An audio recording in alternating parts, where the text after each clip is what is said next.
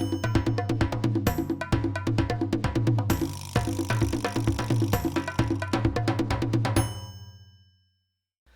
guys, Edith here from Collection Inédith, and today's project is the block of the month for February 2019, titled House Number 1 from the series Amsterdam on the Canal.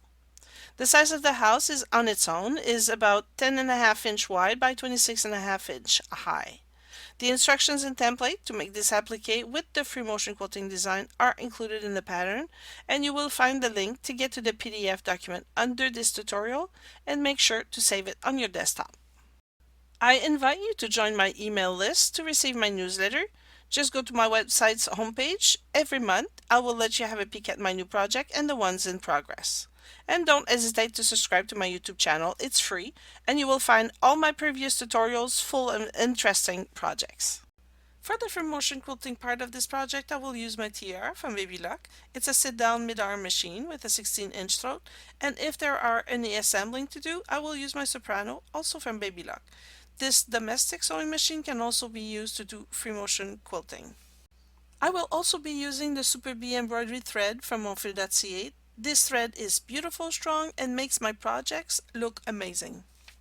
You know I love vibrant colors, and I really get inspired by the beautiful collections from Northcott Fabrics, and their batik collections are perfect to make raw edge appliques. And finally, I will be using my favorite product, the Light Steam 2, and the warm white batting from the Warm Company. This is a quilt-along project, and over the next few months I will produce one block per month that will make up the design Amsterdam on the Canal. Here's my plan. We will make 6 applique houses with the landscape that includes a gondola, maybe 2, some trees, a bridge, and perhaps a few more details that will make the quilt really fun to make. The quilting part of this large project will have to wait until the end of April, when I have completed the first layer. However, in this tutorial, I will show you how to put together the raw edge applique house and how to trace the free motion quilting design. I'd also like to add that the design Amsterdam on the Canal will evolve as we go along. New ideas might pop up in my head, and I might add or change a few things on the house that have yet to be completed, and on how the landscape might look. So, if you are still on board and ready for a challenge, let's start this bad girl. To make the applique with the free motion quilting design, you will need a light box or a table with a glass top under which you can place a lamp, some light steam, and a mechanical chalk pencil. If you've never worked with the steam product before, check out my tutorial on the subject. I've posted the link below. Here's my fabric selection for this house, and this image is also included in the pattern. As for my selection of thread colors, it will be given with my instruction later on when I start quilting the project. Now let's start by assembling the paper quadrants that you will find in the pattern. Tape the quadrants 1 to 4 to get the full image. These quadrants will be used to position the appliques at the right place and quickly. Then tape the quadrants 5 to 8, and these quadrants will be used to trace the free motion quilting design on the appliques. Put aside both sets of quadrants for now. Next, tape together the 4 sections of applique number 1. Then trace all the appliques on light steam. Whenever you can, cut out the seam you don't need, but keep the edges. Apply the seam applique on the wrong side of the fabric and press. Finally, cut each applique individually. Before you position the appliques on applique number 1, the base for the house, you must trace the free motion quilting design on some applique. And to do this, place the quadrants 5 to 8 on the light box and turn on the light. Place the applique on top of the quadrants where you see it, and trace the free motion quilting lines that you see through the fabric. To trace, I use the mechanical chalk pencil.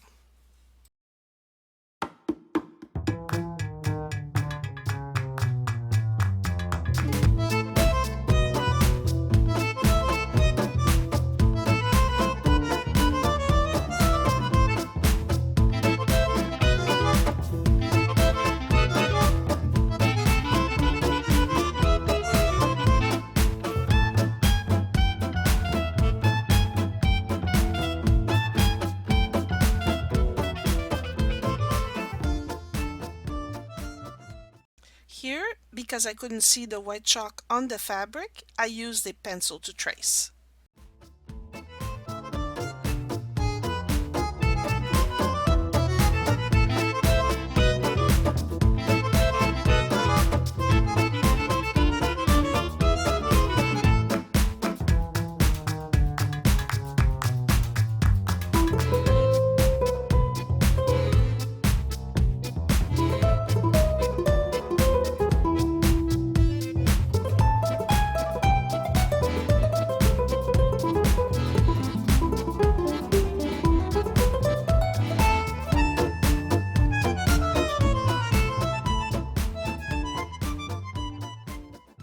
When the protective paper keeps you from seeing the design through the fabric because the fabric is too dark, peel off the protective paper and put it back when you're done.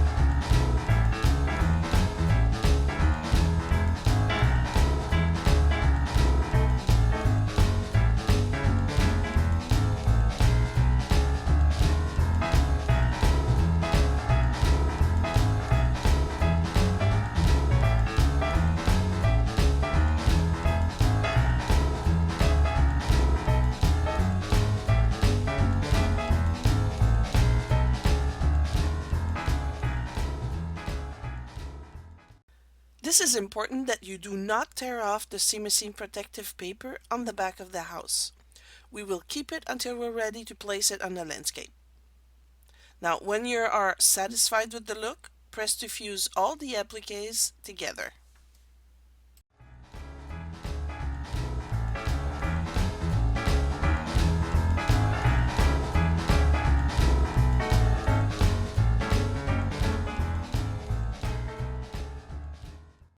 When the appliques are all set on the house, you will have to trace the free motion quilting lines like the siding and the swirls at the top.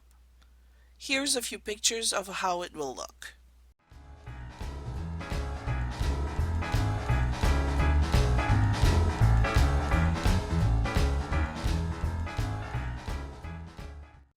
That's it for today, and I hope you liked this project and that you will join me for the next block of the month. Thank you for watching, and I'll see you next time.